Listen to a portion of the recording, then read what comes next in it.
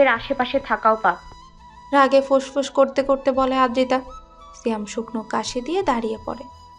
গম্ভীর মুখে এগিয়ে আসে আদ্রিতার দিকে এবং বলে, গাছে ফুল গরুর কান, আপনার ভাই চরিত্রবান। মিথ্যে কথা মানব না, প্রমাণ না দিলে বিশ্বাস করব না। ফুলের গাছে কাটা থাকে, চা তো গায়ে কলঙ্ক। আমার ভাই থাকে না উলঙ্ক, তাহলে কি করে হলো সে চরিত্রহীন? হামন কফির মগে শেষ চুমুক দিয়ে বলে, সহমত সহমত, সবাই তালি দিই। আহাদ সিয়ামের পিঠ চাপকে বলে, বাহারে ভাই, বাহ, এই প্রথমবার তোর কবিতা আমার নাড়িগুড়ি ছুঁয়ে দিল। আদ্রিতা দাঁতে দাঁত চেপে হাত মুষ্টিবদ্ধ করে নেয়। কেউ নেই তার। আমান, আহাদ, সিয়াম, ইভান ভাই সবাই আবরারের পার্টিতে। আদ্রিতা একা। মনে পড়ে আবরারের কেবিনে সেই দৃশ্য। আদ্রিতা যখন আবরারকে বলেছিল, আপনি আবরার আদ্রিতার ঠোঁটে আঙুল ঠেকিয়ে ফিস ফিস করে বলে, আজকের রাতটা আমায় দাও, ট্রাস্ট মি, নেক্সট টাইম পরপুরুষের নাম উচ্চারণ করতেও গলা কাঁপবে। আবরারের দৃষ্টি ছিল ভয়ঙ্কর, যেন এক্ষুনি টুপ করে গিলে খেয়ে ফেলবে তাকে। আদ্রিতা সুযোগ বুঝে এক দৌড়ে বেরিয়ে আসে কেবিন থেকে। আপনারা বিশ্বাস কেন করছেন না আমার কথা? উনি খালি অশলীল বলতে বলতে থেমে যায় আদ্রিতা, গিলে ফেলে কথা। মাথা নিচু করে বিড়বিড় করে বকা দিতে থাকে আবরার সহ সবাইকে। ইভান বলে, আদু বলো, থেমে গেলে কেন? আদু নাম শুনে আদ্রিতার রাগ 3 গুণ বেড়ে যায়। আশেপাশে তাকিয়ে কিছু খুঁজে টি টেবিলে পেয়ে যায় সিয়ামের ফোন। সেটা তুলে ছুঁড়ে মারে ইভানের পানে। সিয়াম বুকে হাত দিয়ে বসে পড়ে, কাঁদো কাঁদো স্বরে বলে, আমার ফোন? ইভান ফোনখানা ক্যাচ করে ধরে ফেলে। আপনার মাথা থাকবই না, আমি এখানে এক্ষুনি চলে যাব। আপনাদের সাথেও কথা বলবো না কখনো। বলতে বলতে পেছনে ঘুরে চলে যেতে থাকে। কিছুতেই এখানে আর থাকবে না। বাড়ির রাস্তা না চিনলে রাস্তায় রাস্তায় ঘুরবে, তবুও এখানে থাকবে না। এখানকার কেউ ভালো না, সবাই পাগল। বকবক করতে করতে আনমনেই হাঁটছে আদ্রিতা। দোতলা ছাড়িয়ে নিচতলার করিডোরে চলে আসে। হঠাৎ করে কারো সঙ্গে ধাক্কা খায়। লোকটা ঝোঁক সামলাতে না পেরে পড়ে যায় ফ্লোরে। আদ্রিতা তার উপরে গিয়ে পড়ে। লোকটা মৃদু স্বরে আহ বলে ওঠে। কোমরে বেশ চোট পেয়েছে বোধহয়। আদ্রিতা তাড়াহুড়ো করে তার উপর থেকে উঠে পড়ে। তাড়াহুড়ো করেই বলে, সরি, আমি খেয়াল করিনি। ব্যথা পেয়েছেন আপনি? লোকটা এবার চোখ তুলে তাকায় আদ্রিতার পানে।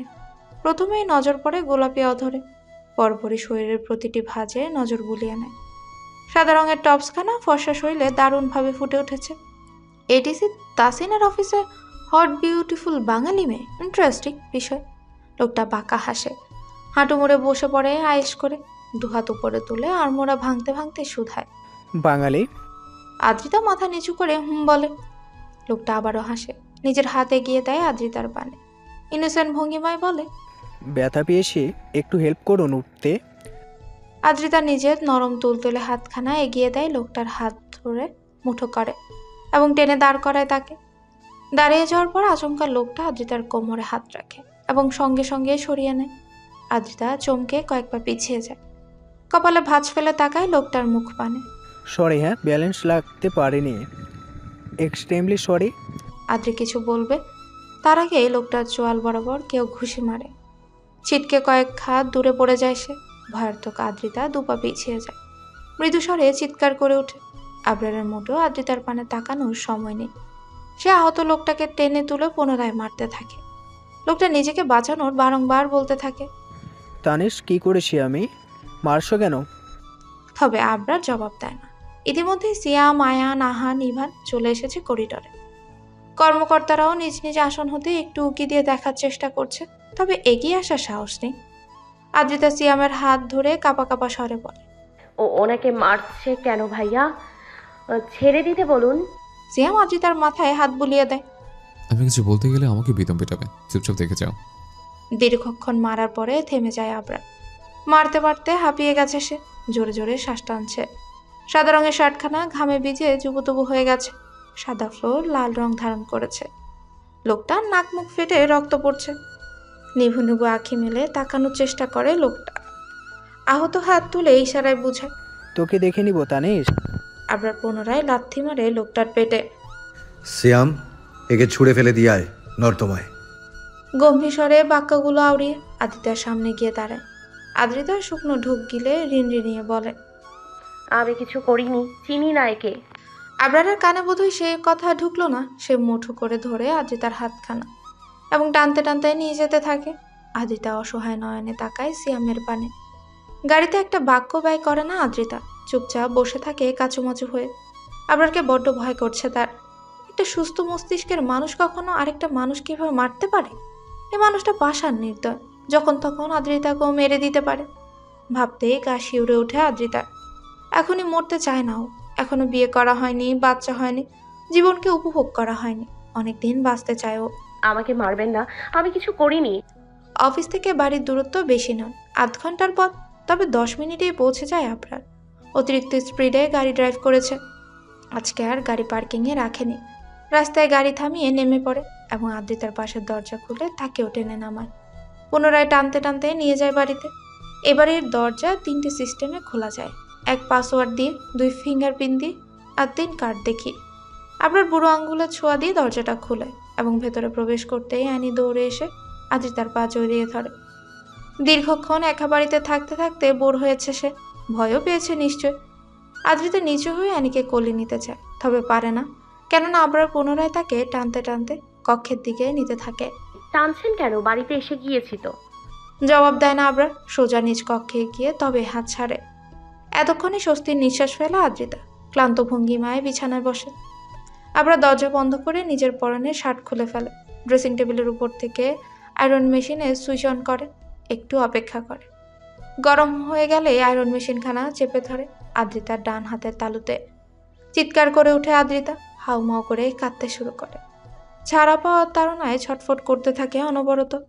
হাতখানা জ্বলে পুড়ে ছাই হয়ে যাচ্ছে। আবরার আদ্রিতার মুখপানে তাকিয়ে আছে। ছটফটানি দেখতে বেশ ভালোই লাগছে। বিড়বিড় করে বলে, যে হাত আবরার তাসনিন ব্যতীত অন্য পুরুষদের পানে এগোয়, সেই হাত সুস্থ থাকতে পারে না। অনেকক্ষণ পরে সরে যায় আবরার। আদ্রিতার হাতখানা টকটকে লাল, ধোয়া বেরোচ্ছে। ফু দিয়ে হাতের জ্বালা কমানোর চেষ্টা করতে থাকে আদ্রিতা। আবরার আয়রন মেশিন নিজের পায়ের উপর ফেলে দেয়, পরপর কয়েকটা লাথি মেরে ভেঙে গুড়িয়ে দেয়। আদ্রিতা এক হাতে মুখ ঢেকে উচ্চস্বরে কেঁদে ওঠে, ভাঙা ভাঙা স্বরে বলে, কেন করছেন এমন? কি করেছি আমি? আবরার জল শক্ত করে চেপে ধরে আদ্রিতার গাল, মুখের কাছে মুখ নিয়ে ফিসফিসিয়ে বলে, পাগল করে দিয়েছিস আমায়। 1 বালতি বরফ ভেজানো পানিতে হাত চুবিয়ে রেখেছে আদ্রিতা। বরফ ভেজানো বালতিটা আবরারই এনে দিয়েছে। ওয়াশরুমে বালতি রেখে আদ্রিতাকে টেনে নিয়ে এসেছে। আঘাতপ্রাপ্ত হাতখানা পানিতে রেখে কঠোর স্বরে বলেছে, আমি না বলা অবধি হাত তুলবে না। আদ্রিতার সাহসও নেই সাইকোলোগটার কথা অমান্য করার। অগত্যা বালতিতে হাত চুবিয়ে মাথা নিচু করে বসে আছে। কান্নার স্বর কমে এসেছে। এখন একটু ভালো লাগছে, যন্ত্রণা কমেছে। তবে হাতের পানে তাকালে হৃদয় পুড়ে যাচ্ছে। কি করে দিল লোকটা? সুন্দর হাতখানা ঝলসে দিল। কেন করলো? আবরার আয়নার সামনে দাঁড়িয়ে নিজেকে খুঁটিয়ে খুঁটিয়ে দেখছে। দাড়ি বড় হয়েছে কিনা, চুল ঠিকঠাক আছে কিনা, মুখে ব্রণ উঠল কিনা, দাঁত জিহ্বা সব দেখে নেয়। নাকের উপর কয়েকটা কালো দাগ বসেছে, সেগুলো হাত বোলায় অতি যত্নে। শার্ট খুলে ফেলেছে বহু আগে। ফুলো ফুলো মার্শাল ভাঁজ পরা পাঁজর, দুপাশের দুটো কয়লা দৃশ্যমান। বড্ড আকর্ষণীয় লোকটা। আদ্রিতা বাঁকা নয়নে এক পলক দেখে নেয়। অবদ্ধ মনে নিষিদ্ধ ইচ্ছে জাগছে। লোকটার ফুলো মার্শালখানা একটু টিপে দেখতে শক্তি কিনা। পরপরই নজর ফেরা, মনকে ভেঙচি কেটে বলে, এই হাতির পানে তাকাস না তুই। এই একটা বেয়াদব হাতি তোকে আঘাত করেছে। কিন্তু নির্লজ্জ আদ্রিতার নির্লজ্জ নয়নজোড়া আবারও তাসনিনের দিকে চলে যায়। গলায় অবস্থিত উঁচু অ্যাটমস অ্যাপেলের পানেও তাকিয়ে থাকতে ইচ্ছে করছে। তবে কি আদ্রি নির্লজ্জের সর্বোচ্চ স্তরে পৌঁছে গেল? আবরার তাসনিন ফেস ওয়াশের বলতের নেয় দেখতে একটা বোতল তুলে নেয়। হালকা চাপ প্রয়োগ করে তা থেকে কালো রঙের ক্রিম বের করে এবং তা নাকের ডগার উপর দেয়। তারপর হাতে ব্রাশের মতো কিছু একটা নেয়, তাতে একটু পেস্ট মাখিয়ে দাঁতে রাখে। আদ্রিতা ভ্রু কুচকে ফেলে। এটা আবার কেমন মডেলের ব্রাশ? আবার ইলেকট্রনিক তারও যুক্ত। আবার সেই ব্রাশ দ্বারা ধীরে ধীরে দাঁত ঘষতে থাকে। তারপর সেটা রেখে কুলকুচি করে নেয়। পরপরই লম্বা চম্বুকের মতো হাতাওয়ালা কিছু একটা নিয়ে নেয়, সেটা দ্বারা জিহ্বা ঘষতে থাকে। পরবর্তী নাকের উপরে কালো মাস্ক তুলে নেয় একটানে। আবারও ফেস ওয়াশের মতো সাদা রঙের একটা বোতল তুলে নেয়, তা থেকেই ক্রিম বের করে মুখে লাগায়। দীর্ঘক্ষণ ম্যাসাজ করে মুখ ধুয়ে নেয়। সবশেষে টিস্যু দ্বারা মুখ মুছে স্কিন কেয়ার সম্পন্ন করে। আদ্রিতা শুকনো ঢোক গিলে। হাতের ব্যথার কথা বেমালুম ভুলেই গেছে সে। এটা কি দেখল? ছেলে মানুষ এভাবে স্কিন কেয়ার করে? তাই তো বলি বেটা এত স্মার্ট কেন। হ্যাঁ, এভাবে যদি আদ্রিতাও স্কিন কেয়ার করতো তাহলে আজকে বিশ্ব সুন্দরীর অ্যাওয়ার্ড পেয়ে যেত। ব্যথা কমেছে? শান্ত গলায় প্রশ্ন করে আবরার। হঠাৎ করে যেন আদ্রিতার ব্যথা বেড়ে গেল। মনে পড়লো যে বরফ পানি থেকে হাত তুলে একটু দেখে নেয়। ফোসকা পড়ে গেছে গোটা হাত চুল। বেহাল দশা। পুনরায় কান্না পায় আদ্রিতা। নাক টেনে কান্নার প্রস্তুতি নেবে সেই মুহূর্তেই আবরার হাঁটু মুড়ে বসে আদ্রিতার গালে হাত রেখে কর্কশ স্বরে বলে। কেঁপে ওঠে আদ্রিতা। আপনা আপনি থেমে যায় কান্না। চোখের পানিগুলো যেন হাওয়া হয়ে উড়ে গেল। বড় বড় নয়ন মেলে তাকায় আবরারের মুখবাণে। আবরার বাঁকা হাসে। গাল থেকে হাত সরিয়ে ওষ্ঠের উপর রাখে। একটু পিছিয়ে যেতে চায় আদ্রিতা, তবে পারে না। পেছনে দেয়াল। আবরার পুনরায় হাসে। ওষ্ঠে হালকা চাপ প্রয়োগ করে। হালকা স্বরে বলে, গুড জব। আমি যা বলবো তাই শুনবে। আই প্রমিস, মাথায় তুলে রাখবো। আর অবাধ্য হলে মেরে পুঁতে রেখে দেব। শেষের কথাটা দাঁতে দাঁত চেপে বলে। শুকনো ঢোক গিলে আদ্রিতা। হাত পা মৃদু কাঁপছে। মনে মনে বলে, মা আসুক শুধু, আমি চলে যাব এখান থেকে, অনেক দূরে চলে যাব। আপনার সাথে কিছুতেই থাকবো না, কখনোই থাকবো না। একদমই ভালো মানুষ নন আপনি, প্রচণ্ড খারাপ মানুষ।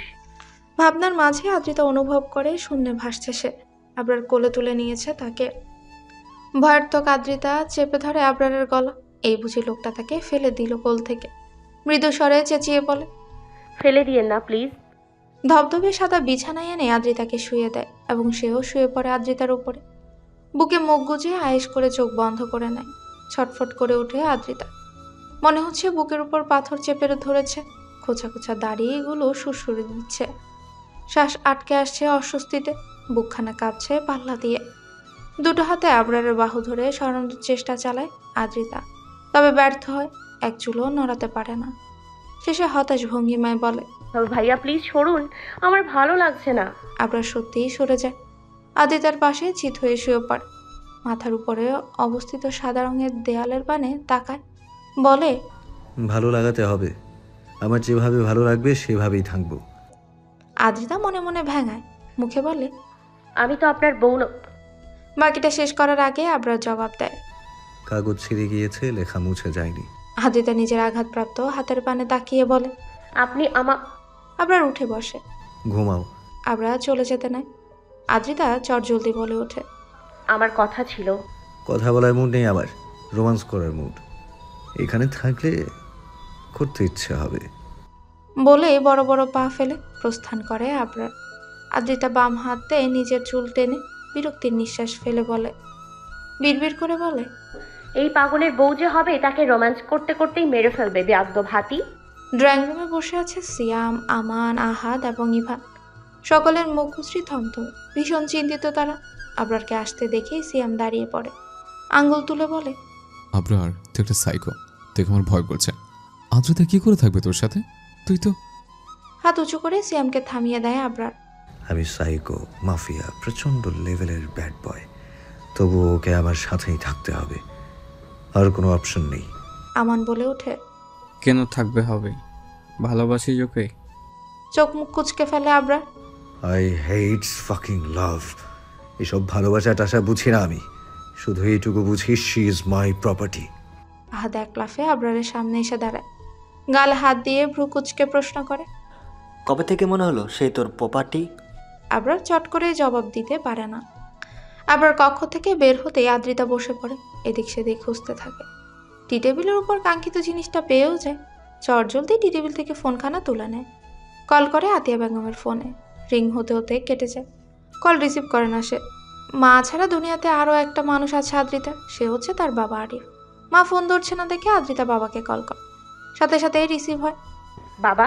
বহুদিন পরে বাবা ডাকটা শুনে আরিফের কলিজাখানা জুড়িয়ে যায়। আখি পল্লব বন্ধ করে অনুভব করে ডাকটা এবং বলে, আদ্রিতা, মা ভালো আছো? আদ্রিতা হাউমাউ করে কেঁদে ওঠে। বাবা, আমি এখানে থাকতে পারবো না, আমাকে নিয়ে যাও। ভালো নেই, আমি মরে যাচ্ছি। বুকের ভেতরটা কেঁপে ওঠে আরিফে। বিচলিত স্বরে বলে, কি হয়েছে মা, বলো আমায়, কি হয়েছে? তুমি নিয়ে যাও আমায়, কালকেই চলে আসো আমাকে নিতে। আসবে তো বাবা? আরিফ একটু ভেবে জবাব দেয়, টিকিট পেলে আসবো মা। প্রমিস, না পেলে এই সপ্তাহের মধ্যে আসবো আমি। কলটা কাটে আদ্রিতা। চিন্তিত আরির মাথায় হাত ঠেকিয়ে বসে থাকে। কি হয়েছে তার মেয়ের? কখনো তো এভাবে কথা বলেনি। বরাবরই নিজের দুর্বলতা প্রকাশ করতে নারাজ সে। শত কষ্ট হলেও মুখ ফুটে বলে না। তাহলে আজকে কি হলো? 2023 15ই ডিসেম্বর। তাসিন ফ্যাশন হাউসের একটা শাখা বাংলাদেশে খোলা হয়েছে। বসুন্ধরা মার্কেটে নতুন 3টে শোরুম ওপেনিং ডেট ছিল। শোরুম উদ্বোধনের জন্য আবরার তাসনিন বাংলাদেশে গিয়েছিল। বহু বছর পরে নিজ দেশের মাটিতে পা রাখতে শক্তপোক্ত পাষাণ আবরারের হৃদয় কেঁপে উঠেছিল। শোরুম উদ্বোধনে 3 ঘন্টা পরে সুইজারল্যান্ড ব্যাক করার কথা থাকলেও দেশের মাটিতে পা রাখার সঙ্গে সঙ্গে আবরার নিজের সিদ্ধান্ত বদলে ফেলে। টিকিট ক্যান্সেল করে হোটেলে রুম বুক করে ফেলে। সন্ধ্যে 7টায় শোরুম উদ্বোধন করে। আবরার সেই টাইম অনুযায়ী সেখানে উপস্থিত হয়। কেক কাটা, ফিতা কাটা এবং এসব বিষয়ে আবরারের ইন্টারেস্ট ছিল না। তাই শোরুমের কর্মরত মানুষরাই ফিতা এবং কেক কেটে দোকান খুলে। সেই দোকানে প্রথম কাস্টমার হয়ে আদ্রিতা আসে। তার সাথে ছিল স্মৃতি নামক মেয়েটা, যে আদ্রিতার বেস্ট ফ্রেন্ড। আবরার তাসনিনের দোকানে 10,000-এর নিচে কোনো শাড়ি, 3 পিস কিংবা লেহেঙ্গা নেই। অথচ আদ্রিতা দোকানে ঢুকে প্রথমে 3 পিস দেখাতে বলে। দোকানদার পার্পল রঙের একখানা 3 পিস বের করে এবং উল্টে পাল্টে দেখায়। আবার এক কোনায় বসে ফোন ঘাটছিল, তখনই কানে আসে। ভাইয়া প্রাইস কত এটার? দোকানদার বলে 12,999 টাকা। আদ্রিতা স্মৃতির পানে তাকায় এবং মুখ বাঁকিয়ে বলে, 13,000 বললেই তো পারেন। 1 টাকা কম বলে কি বোঝাতে চান? এটার দাম 12,000। মানুষকে হাবলু পেয়েছেন? 13,000 টাকার চকচকে নোট দিলে তো আবার বলবেন আপা 1 টাকা নাই। চিনি না ভাবছেন আপনাদের? হাড়ে হাড়ে চিনি। সে যাই হোক, 500 টাকায় দেবেন? দোকানদার হাবলার মতো তাকিয়ে থাকে আদ্রিতার মুখপানে। হাবলারও মুখ তুলে তাকায়। আফা, এইটা কোনো দাম কইলেন আপনি? বেশি বলে ফেলেছি? ঠিক আছে, 450 টাকা দিব। হলে দেন, না হলেও দেন। পছন্দ হয়েছে, লাগবেই আমার। দোকানদার হাত উঁচু করে দরজা দেখিয়ে বলে, এই যে গেট, ওইখান দিয়ে বের হয়েছেন। আশ্চর্য, আপনি কি আমাকে তাড়িয়ে দিচ্ছেন? তো আপনাকে যে পিটানি দেয়নি এটাই ভাগ্য। 13,000 টাকার ড্রেস 500 টাকা দাম করছেন। কাণ্ডজ্ঞান আসে আপনার, পাগল কোথাকার। এই যে দোকানদার, মুখ সামলে কথা বলুন। এই জামার দাম 200 টাকার থেকেও কম। ফুটপাতে এসব জামা শত শত বিক্রি হয়। একটু বড়লোক ভাব দেখাইতে এই দোকানে আসছি, না হলে আদ্রিতা চৌধুরী এখানে আসতো না। ভালো হয়েছে আপা, আপনি ফুটপাত থেকে কিনেন গিয়ে। আমাকে ক্ষমা করুন। আদ্রিতা দোকানদারকে বকতে বকতে বেরিয়ে যায় দোকান থেকে। আবরার ভ্রুকুচকে তাকিয়ে থাকে, বিড়বিড় করে আওড়ায়। আদ্রিতা চৌধুরী। তারপরের দিন আবরারের সুইজারল্যান্ডে ব্যাক করার দিন। সকালে ঘুম থেকে উঠে দাদা ভাইয়ের কবর জিয়ারত করতে আসে। তখনই পুনরায় আদ্রিতাকে দেখতে পায়। কবরের পাশে বসে কাঁদছে এবং প্রলাপ বকছে। দাদু, ও দাদু, জানো না আজকে কি হয়েছে? বড় মা আমাকে বকা দিছে, মাকে কথা শুনিয়েছে। বড় মা এমন করে কেন বলো তো দাদু? তোমার নাতিকে ফিরে আসতো বলো না দাদু। তাকে বলো আমাকে আর মাকে নিয়ে যেতে। আবরার প্রতিটি কথা মনোযোগ দিয়ে শুনতে থাকে এবং পরপরই সিদ্ধান্ত নেয় আরও কিছুদিন বাংলাদেশে থাকবে সে। আদ্রিতা চৌধুরীর খোঁজ বের করতে হবে তাকে। অদ্ভুত ব্যাপার হলো, এখন পর্যন্ত আবরার মেয়েটার মুখই দেখেনি। দোকানেও দেখেছে চুল, এখনও দেখছে চুল। কি সুন্দর চুলগুলো, ঘন কালো এবং বেশ লম্বা। আবরার কখনোই এত লম্বা চুল দেখেনি, তাই বোধহয় একটু বেশি কৌতূহল জেগেছে। দীর্ঘক্ষণ কবরের পাশে বসে থেকে চলে যায় আদ্রিতা। সেখানে ফেলে আসে হাতের একখানা চুড়ি। সেই চুড়ি এখনো রয়েছে আবরারের পার্সোনাল কাবার্ডে। এইটুকু বলেই থামে আবরার। সিয়াম ফ্লোরে শুয়ে পড়েছে বহুক্ষণ আগে। এমন অ্যাট্রাকটিভ স্টোরি কি আর বসে বসে শোনা যায়? ইভান আবরারের একদম গা ঘেঁষে বসে আছে, গালে হাত তার, চোখের পলকও ফেলছেন, যেন একটু নড়াচড়া করলে স্টোরি শেষ হয়ে যায়। আমার ডেরি মিল্ক চিবোচ্ছে, পকেটেই ছিল। আহাদ আবরারের পায়ের কাছে বসে আছে। সবগুলো বলদের পানে এক পলক তাকায় আবরার, পরপরই দাঁড়িয়ে পড়ে।